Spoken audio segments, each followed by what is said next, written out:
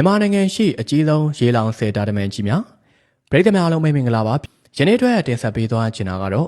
မြန်မာနိုင်ငံမှာရှိတဲ့ဆယ်ကြီးတွေတဲကမှအကြီးဆုံးဆယ်ကြီးလေးကိုအကြောင်းပဲဖြစ်ပါတယ်ဒီဆယ်ရီတာတမန်တွေကတိုင်းပြည်အတွက်တပတ်တလန်းကနေအကျိုးပြုကောင်းကျိုးတွေပေးနေတာဖြစ်တယ်လို့တစ်ဖက်မှာဆိုရင်လေဒီဆယ်တာတမန်တွေတိစောက်ဖို့ရာအတွက်မိသားစုအိုးအိမ်ပေါင်းများစွာနေရက်ကိုစွန့်အခြေမဲ့အနေမဲ့တွေလည်းဖြစ်သွားခဲ့ကြရပါတယ်နံပါတ်1မိုးပြဲဆယ်တာတမန်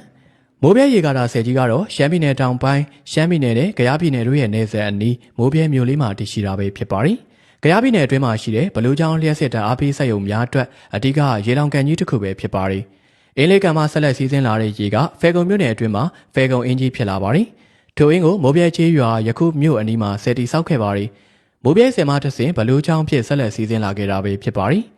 လွိုင်ကော်နဲ့အင်းလေးကန်ကိုဆက်သွယ်တဲ့ရေလမ်းကြောင်းပေါ်မှာတည်ရှိတာဖြစ်ပြီးဆယ်နယ်ဘလူးချောင်းကိုဆက်သွယ်ထားတဲ့တူးမြောင်းတစ်ခုပါဝင်ပြီးမြန်မာနိုင်ငံရဲ့တခုတည်းသောရေကြောင်းသွားလာရေးပါဝင်တဲ့ဆယ်ပဲဖြစ်ပါတယ်။မြန်မာနိုင်ငံအစိုးရရဲ့စီမံကိန်းပေါင်းများစွာအနက်ဘလူးချောင်းရေအားလျှက်စစ်စီမံကိန်းကအကြီးအကျယ်ဆုံးစီမံကိန်းကြီးဖြစ်ခဲ့ပါတယ်။ဒုတိယကမ္ဘာစစ်ကြီးအပြီးလွတ်လပ်ရေးမရမီကတည်းကဗိုလ်ချုပ်အောင်ဆန်းဦးဆောင်တဲ့အမျိုးသားခေါင်းဆောင်ကြီးတွေ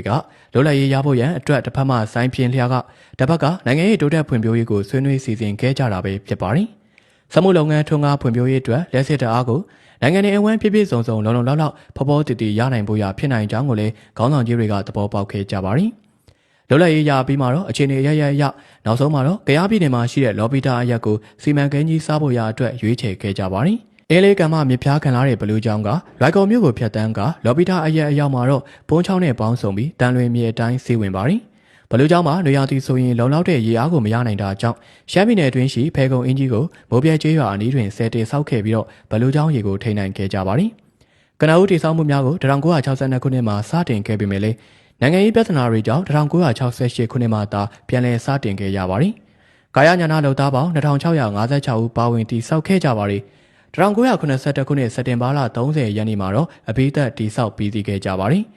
ဒီစီမံကိန်းကြီးကြောင့်ဒေသခံ8000ခန့်ရွှေ့ပြောင်းခဲ့ရပါတယ်။နံပါတ်2ကင်းတားဆယ်တာတမန်ကင်းတားရေလောင်တမန်ဘတ်စုံစီမံကိန်းကိုမန္တလေးတိုင်းရှိကြောက်ဆယ်မြစ်သားတရားဦးနဲ့ဝမ်းတွင်းမြို့နယ်များအတွက်လေယာနဲ့တတော်ဝင်ကြီးဌာနဆယ်မြောင်းဦးစီးဌာနကဆောင်ရွက်အကောင့်ထဲဖော်ရွက်ခဲ့တာပဲဖြစ်ပါတယ်။ပန်းလောင်မြစ်ကမြန်မာမင်းများလက်ထက်ကလေးကလေယာစိုက်ပျိုးရေးအတွက်အာကိုအားထားပြုခဲ့ရတဲ့မြစ်ကြီးတစ်ခုပါ။ရှေးခါကလေးကပန်းလောင်မြစ်ပေါ်မှာရေလွှဲဆယ်တွေတိဆောက်ကရေပေးတူးမြောင်းတွေဖောက်သွယ်ပြီးတော့ရေသွင်းစိုက်ပျိုးခဲ့ကြတာပဲဖြစ်ပါတယ်။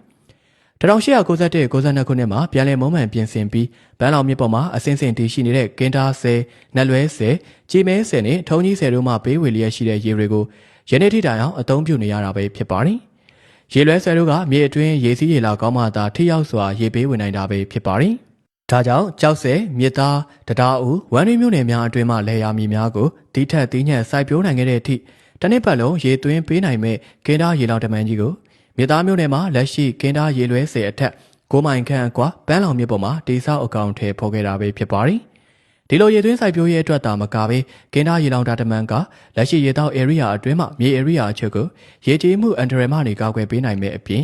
်ရေအားလျက်စစ်ထုတ်လုပ်ပေးနိုင်ဖို့ရအတွက်ကိုပါရည်ရွယ်ထားခဲ့ကြတာပါ။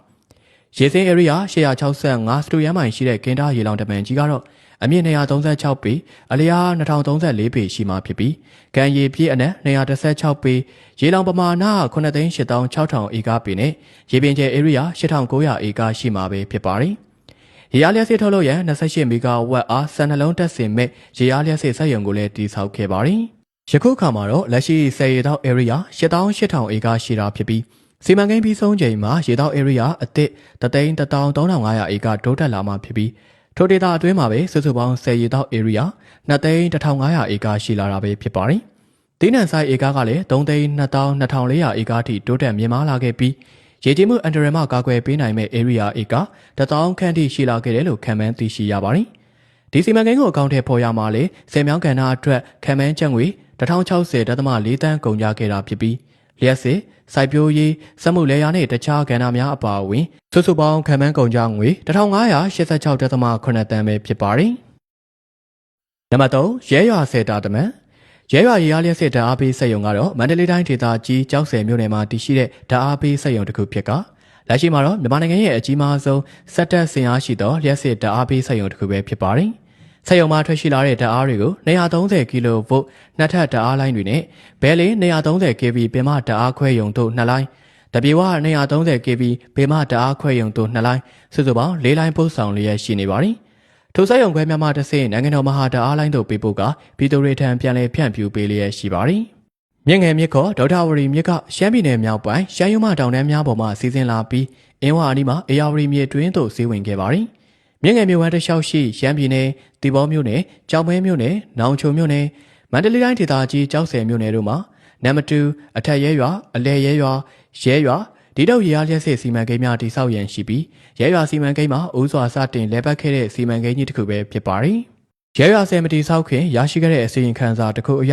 ရဲရွာဆယ်တည်ဆောက်မှုကြောင့်ရေလွှမ်းခံရမယ့်နေရာမှာရှိတဲ့ကျေးရွာတွေကိုရောချင်းမပေးဘဲနဲ့အတင်းအဓမ္မရွှေ့ပြောင်းစေခိုင်းခဲ့တယ်လို့သိရပါတယ်2005ခုနှစ်တုန်းမြန်မာတိုင်းသတင်းစာရဲ့ဖော်ပြချက်အရ10အနည်းရှိရွာ300ကိုရွှေ့ပြောင်းခိုင်းခဲ့တယ်လို့သိရပါတယ်ကျေးရွာမြစ်ကမြင့်ငယ်မြစ်ပေါ်အားပြုကသူတို့ရဲ့အတန်မူဟန်းကျောင်းလုပ်ငန်းများအတွက်မိခိုနေကြရပြီးသူတို့အခြေပြုနေရတဲ့အရင်းမြစ်များရေလွှမ်းခံကြရမှာပဲဖြစ်ပါတယ်။နံပါတ်4တပန်းစိတ်ဆယ်တာတမန်တပန်းစိတ်တာတမန်ကြီးကစကိုင်းတိုင်းဒေသကြီးကမ်ဘလူခရိုင်ကျုံလာမြို့နယ်မှာတည်ရှိတာဖြစ်ပြီးရေအားလျက်စစ်ထုတ်လုပ်ရေးနဲ့လေယာစိုက်ပျိုးရေးအတွက်ရည်ရွယ်ဆောက်လုပ်ထားတဲ့ဗတ်စုံ3တာတမန်ကြီးပဲဖြစ်ပါတယ်။တပန်းစိတ်တာတမန်မှာကမ်ဘလူမြို့ခင်ဦးမြို့ရွှေဘုံမြို့ဝက်လက်မြို့တန့်ဆယ်မြို့ဒီပဲရင်မြို့ဘုတလီမြို့အရာတော်မြို့ရေဦးမြို့စကိုင်းမြို့စားရည်ဆယ်မြို့နယ်မှာရှိတဲ့စိုက်ဧကတွေကိုစိုက်ပျိုးရေးပေးဝေလျက်ရှိတာဖြစ်ပြီးတပန်းစိတ်ဆယ်ရဲ့ရေပေးဝေနိုင်မှုကမိုးစဘာစိုက်ဧက9သိန်းနဲ့နွေစဘာစိုက်ဧက3သိန်းကျော်ကိုရေပေးခြင်းအပြင်10မဂါဝက်3လုံးနဲ့30မဂါဝက်ရှိတဲ့လျှက်စစ်ဓာတ်အားတွေကိုပါထုတ်လုပ်ပေးလျက်ရှိနေပါတယ်။လက်ရှိမြန်မာနိုင်ငံမှာအကြီးဆုံးတပန်းစိတ်ဆယ်ကြီးကဧကပေ28သိန်းသာလောင်နိုင်ပါတယ်။ဒုတိယအကြီးဆုံးရဲရွာကလည်းဧကပေ21သိန်းသာလောင်နိုင်ပါတယ်။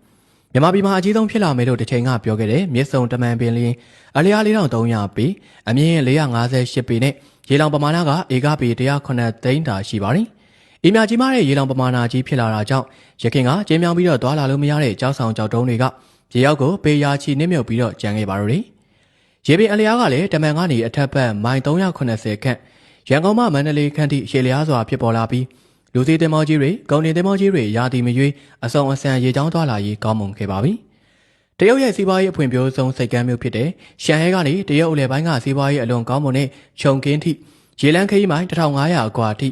ရာသီမရွေးရေစုနဲ့တဲ့ကုန်တင်မောတွေလူစီတင်မောတွေဇိမ်ခံခရီးသွားတင်မောတွေသွားလာနေနိုင်ပြီးဆိုတာကိုလည်းစာရေးသူကိုယ်တိုင်မြင်တွေ့ခဲ့ရပါတယ်။တရုတ်ပြည်စီးပွားရေးကိုတွန်းတင်လိုက်တဲ့ရေအားလျက်စစ်စီမံကိန်းဖြစ်ကမ္ဘာကသတ်မှတ်လိုက်ကြပါတယ်။ဒီလိုဖြစ်လာဖို့ကြိုတင်ပြီးတော့နှစ်ပေါင်းများစွာအားထုတ်ခဲ့ကြရတာပါ။တပန်းစိတ်ဆယ်ကြီးကနေနေ့စဉ်ထုတ်လုပ်ပေးနေတဲ့လျှက်စစ်ဓာတ်အားပမာဏကဒီဇိုင်းအရ89တရာဝက်အာဝါပါ။ဒါပေမဲ့တကယ်မိုးကောင်းတဲ့နေ့တွေမှာဆိုရင်103.1တရာဝက်အာဝါအထိထုတ်လုပ်ပေးနိုင်ခဲ့ပါတယ်။စက်ရုံရဲ့မူလဒီဇိုင်းပါဆက်စွမ်းရည်က45%သာဖြစ်တာကြောင့်လျှက်စစ်ကိစ္စတည်တံ့စဉ်းစားမယ်ဆိုရင်တော့စီးပွားရေးအရတွက်ချေအကိုက်ဆုံးလို့ပြောလို့တော့မရပေမဲ့ဗတ်စုံထည့်သွင်းစဉ်းစားလိုက်တဲ့အခါမှာတော့အတော်လေးကိုအကျိုးများတဲ့စီမံကိန်းကြီးတစ်ခုဖြစ်ပေါ်လာခဲ့ပါတယ်။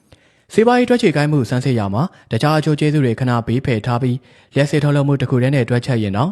ဒီစီမံကိန်းကလျှက်စစ်ဓာတ်အား1000တရာဝက်အာဝါမောင်းနေနိုင်ပြီးရင်ကိုအရင်ကျေသွားပါပြီ။2019ခုနှစ်အထိမောင်းနေခဲ့ပြီးတော့စုစုပေါင်း1088တရာဝက်အာဝါရှိသွားပြီဖြစ်လို့အမေရိကန်ဒေါ်လာ31.86ဘီလီယံတန်တဲ့ဒီစီမံကိန်းကြီးကဆက်ရုံလဲပတ်တဲ့2012ခုနှစ်မေလကနေစပြီးရေတွက်ရင်6နှစ်အတွင်းအရင်ကျေခဲ့ပါပြီတဲ့။